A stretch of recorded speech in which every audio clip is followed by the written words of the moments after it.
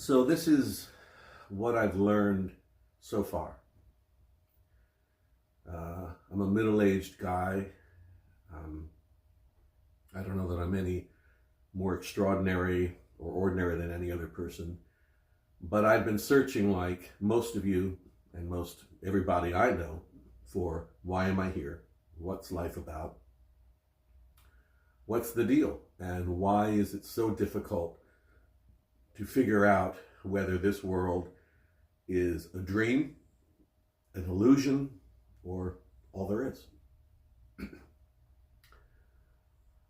So science will tell you that space, the universe, is expanding. Into what? They don't know. They tell you that we have a brain, and within the brain there's something called a mind.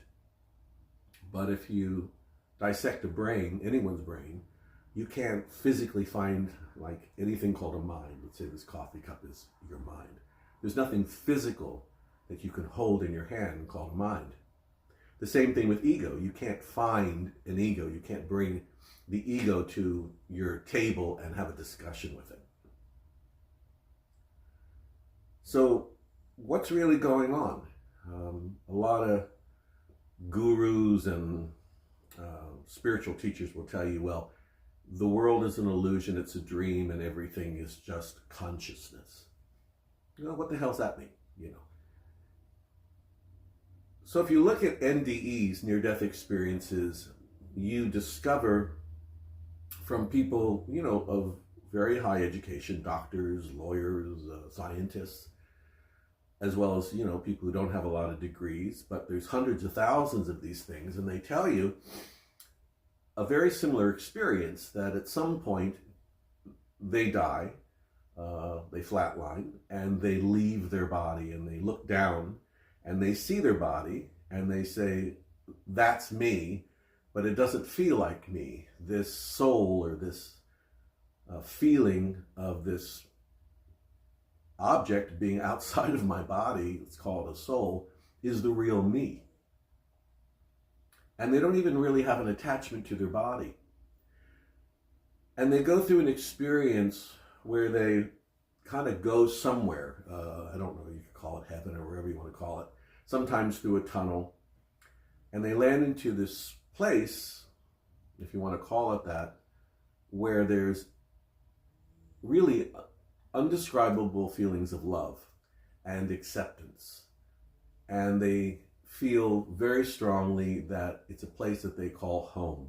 Some describe this sense of, quote, self as God or Jesus or whatever you want to call it. And they're shown a review of their life, sort of a mini movie, and they get to sense how they made other people feel and how they felt. So it's not just a one-sided one-sided thing. If I was mean to you, I feel how that made you feel, which can, I think, make something like that very challenging, because, you know, if you're kind of a recluse like me, you know, I haven't been the friendliest person 24/7 to people. But whatever your life is, in this particular review, life review, you're shown what that is. And you sort of judge yourself. You see what you needed to know and what you need to do upon returning. Just about everybody who has this experience never wants to come back, because the feeling of this place, this substratum, is so full of love, so full of acceptance, so much like home, they don't want to come back here to Earth. But they're told that they have to, because they have things to do, or families to take care of, or lessons to learn or teach. And then they come back into their body, and most people feel pretty depressed for a while upon re-entry. And it sounds kind of crazy. You know, it doesn't seem like it makes any sense. But then again, you know, you're living supposedly on a planet that's spinning like 67,000 miles around the sun, in the middle of nowhere, in the middle of nothing. You have no idea how your body works. You got to go to a doctor to tell you that. You have no idea how babies are born, except, well, two people have sex. But how does that happen? How does this whole thing happen? If we're made up of mostly atoms, atoms are mostly empty. So quantum physics in science comes along and it says, well, none of this is real. But we have this experience of having a life, of growing up, good times, bad times, and then dying. And if you've ever looked at somebody in their casket at a funeral, you recognize them, but you also recognize that there's nobody home. They're gone. They're, quote, dead. We go through life trying to be successful, trying to be happy, trying to understand our purpose. I've spent most of my life doing that. And in my discovery, the thing that made the most sense to me was something called Nonduality, which I discovered through an Indian teacher named Ramana Maharshi. And non-duality means that everything is one thing, meaning you could call it God or, like I said, Jesus. It doesn't matter what you call it. There aren't two separate things. It's not like me and God's up there and I have to talk to God. I got to go through, let's say, Jesus to get to God, or I have to make an appointment. It's kind of ridiculous when you think about that. Even Jesus will tell you that, and I'm sure I'm going to get comments on this video, Jesus is the only way. I get lots of those comments. But think of what Jesus said. Jesus said the kingdom of God is within you. So everything comes back down to this one point, that there is something, a substratum, a presence that exists, for what reason we don't know, that is in charge of the whole thing. It's from where we came from and where we go. What makes this non-duality idea difficult is because if everything is one thing, and let's just say you want to call it God, then why do we need this experience of life?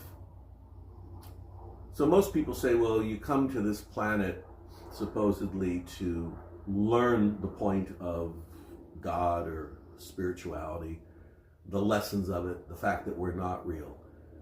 But when I looked into non-duality deeply,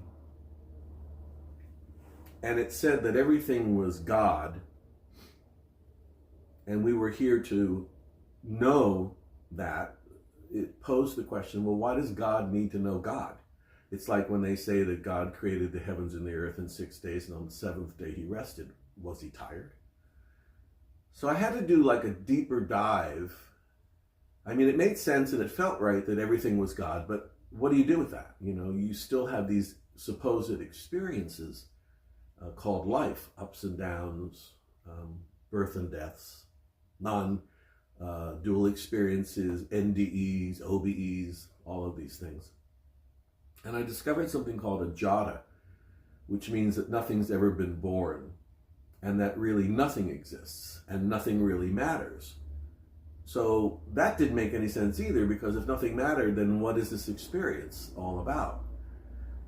And it's a simple answer, and I'm not going to spend a lot of time talking about it here, because you can Google people like Robert Wolfe, W-O-L-F-E, who's written books on a jata. But the bottom line is that there really is just one thing. And this is a dream and an illusion. Okay, so let's say you buy into that and you say, okay, I got it, it's just a dream. Then nothing much matters and I can go about my life. I can't do things like murdering people or stealing because there are consequences within the dream. But how do I live my life? What's important now? So in my lifetime, I thought that if I got a lot of money and a lot of power, I would be happy. And I got all that, and it didn't make me happy. In fact, the stress alone made me sick. Because within this dream experience, stress and inflammation causes illness, causes things like cancer and strokes and heart problems. And I was forced through an unexpected illness about 10 or 11 years ago to re-examine my life because, well, the short version is I almost died. Obviously I didn't. But I thought, I got to give up this life. I got to give up this constant search for more money and more power and bigger houses and bigger cars. And, I was joyful when the stock market went up, and I was miserable when the stock market went down. And I realized how ridiculous that was. And I started to live a very, very simple life. I decided that I wanted to live in Southern California, which isn't cheap, but I thought, what do I really need, in my life? I need some sort of income coming in to pay bills, but I don't need 7 credit cards. I don't need debt. I need to do things that make my life happy, which is my constant spiritual search. I'm a musician, I'm a painter, I have my little dog here, Bosco, and that was important to me. It was also important to learn how to stop beating myself up and to learn to love myself. Not in an egotistical way, but to say, things are okay. You're healthy today, you got your basic needs met, and life is pretty even flowing when you get rid of the drama, meaning that you get rid of people, places, and things that you don't like, that don't serve you, that are negative. So I sold my houses, and I live now in a 1-bedroom apartment, and I love it. It's really simple. I have an inexpensive car that's paid for. I don't desire a lot of things, and I find that I can spend my days now walking along the ocean, or going up to the woods and hiking, or making videos, or creating music and art. And I work with people and show them that this kind of way of living can be done. There's a practical way to live. First, you have to realize that what works for you and what doesn't work for you. So if I'm meeting with a new client, I may ask them, not what do you want in life, but what don't you want in your life anymore? What doesn't serve you? And what does your ideal life look like? And once you become clear on that, you can get a game plan and sort of move into it. But you can't have a, quote, dream illusionary life that's even going well without some sort of study or understanding spiritually. I don't use the word religion because in my experience and observation, religion has screwed up a lot of people, not everybody. But you take someone like Jesus Christ, they've split this into so many different religions, they fight with each other. I mean, it's ridiculous. There's a saying that says religion is for those people who fear hell, and the spiritual is for those who've already been there. But whatever your path up this mountain, you need a connection to understanding who you are, where you come from. Is this life a dream? Is it an illusion? What does peace mean? What does really happiness mean? Do you need to keep filling the hole in your soul with things, cars, money, positions, or drugs, sex, overeating, any kind of addictions? It took me a really long time to learn that in my search for love, I had bypassed myself. And at first I thought, well, it was kind of an egotistical thing and a very difficult thing to love myself. But I found that I had to learn that before I could love others, accept others, take other people's lives in. And it was really just a matter of being quiet, observing silence, just being.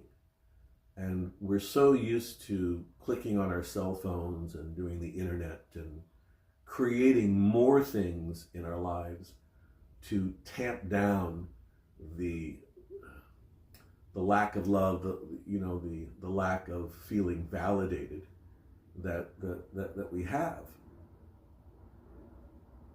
We're here in this dream, in this illusionary world. We're having this experience, for sure, for a reason. And it can't be to make more money. It can't be just to make other people happy. It can't be to be a people pleaser. So what is it? And I really believe that the reason that this experience is happening is to understand who we are. And that's an inside job. a lot of times I tell people the only way out of this craziness is in. And you have to learn how to do it. You have to learn to let go, and you have to learn to just sit and to be with yourself and to ask your inner voice, which we all have. We all have this gut reaction. I want to know who I am. And in my experience, when you really ask, the answer arrives. I don't think it's by any chance that you're watching this video, or that today I decided to make this video. I've been making this video off for a really long time. And this morning while I was making some coffee, I thought, today feels like the day I should sit down and do this. So it is an inside job. And this life is not what you think it is. It doesn't really make any sense. Like I said earlier, space is expanding, but into what? There's really nothing scientifically called a mind. And there's different ways of looking at that. There's different Eastern religions, there's science, biocentrism, there's all kinds of things. But it all comes down to one point. And I guess I want to maybe just wrap this video up with saying it's a lot like a guitar. You have to tune a guitar for it to sound right. And guitars go out of tune because of weather, because of playing, for whatever different reasons. All musical instruments do. And they need to be tuned in order to play and make them sound nice. We're just like instruments. We need to retune ourselves as often as possible to be in tune with this very subtle harmony, which is really who we are. I don't doubt for a moment that the people who have had NDEs, or someone like me who've had a lot of OBEs, are really speaking the truth. This place, wherever you go to or come from, is home. And I believe that we know this, we all know this, but we're afraid to look at it because it doesn't really make sense. It seems more like the Twilight Zone. That's what you want to search for. And that's already in you. It's in me. It's there. There's no really out there. It's in here. And I believe that a lot of the suffering that we go through in life is to guide us towards the search for who we are and what we've come to know, and to understand that the essence of whatever this substratum is not knowable. You can't wrap your mind around it and say God is this or Jesus is this. It's beyond mind. It's beyond understanding. But there's a knowing that has no words, that has no vision, that's beyond all of that. That is, in a sense, really beyond consciousness. It's its own thing. It exists in the dream, and yet it doesn't exist because it doesn't have any reason to exist. It is everything beyond time, beyond understanding. And that's the beauty of it. That's the innocence that young babies know coming in. And I believe that we all find out when we're very old or when we're just about to die that this life thing, this experience, this dream is just kind of a blip in some sort of an odd reality of sorts. Ramana Maharshi, who is one of these teachers who I believe is a great teacher and really resonates with me, said the ultimate truth is a jhana. So I hope for those of you who are watching this video, if you're searching for the meaning and understanding of things, it's because you have a calling. There's something inside you that wants to know. And if you keep looking, you're going to find. I honestly believe you cannot and will not be denied knowing, but you have to look. And we're all on the same path together.